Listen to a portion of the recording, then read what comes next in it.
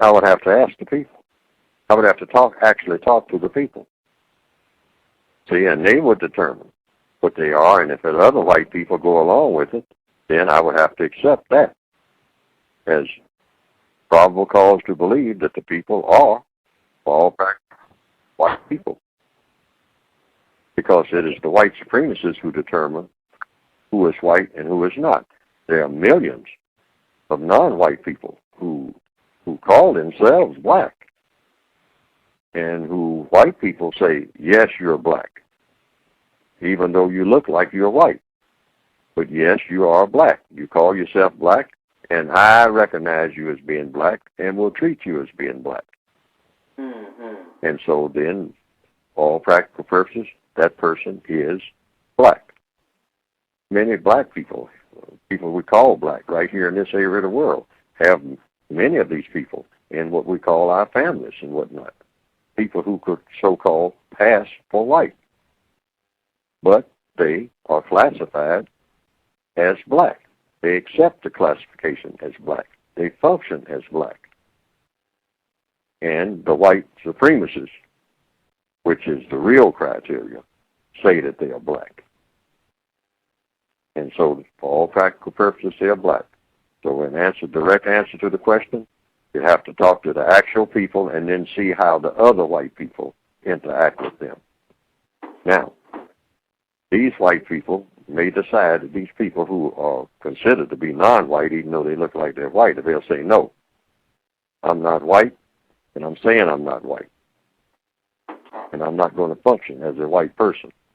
I function as a black person. Then it's up to the black people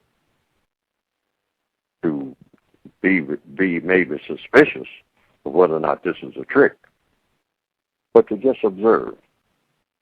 And if they function as black people, then for all practical purposes, and when I say in a constructive manner, it has to be constructive, because if they behave in a manner that's not constructive, then there's all kinds of probable cause to believe that that is deception on the part of the white supremacists, and that they have sent some white supremacists among black people, and these white supremacists are now acting like they are now black people, but it's an act.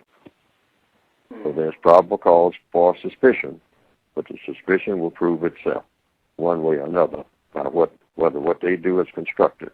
Now, when it stops being constructive, then you will certainly, even if they start out being constructive, if at any point they stop being constructive, then you can just simply say, yes, most likely these are white supremacists.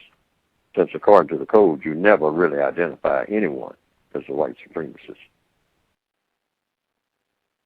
Understood. Never say that. Unless the person say that the person, him or herself, says that he or she is a white supremacist. You never say that. But you always say, if you're white, if you're classified as white, and you generally function as white, then there's cause for suspicion. That's all. I did have just a quick follow-up question, but I know that you said only 5 more minutes, and I think that was about 3. Yes, I'm going to have to go okay. One more question, and then that's it. Okay. I understood that answer, but I believe that I could go to Russia right now and talk to someone who would tell me that that the person I'm talking, let's call him his name Igor, and the white people there would say Igor is not white, and Igor would be mistreated, and he and I would be sitting in the same part of a restaurant, and he would be not white. I'd ask all the white people around, and they'd say he's not white.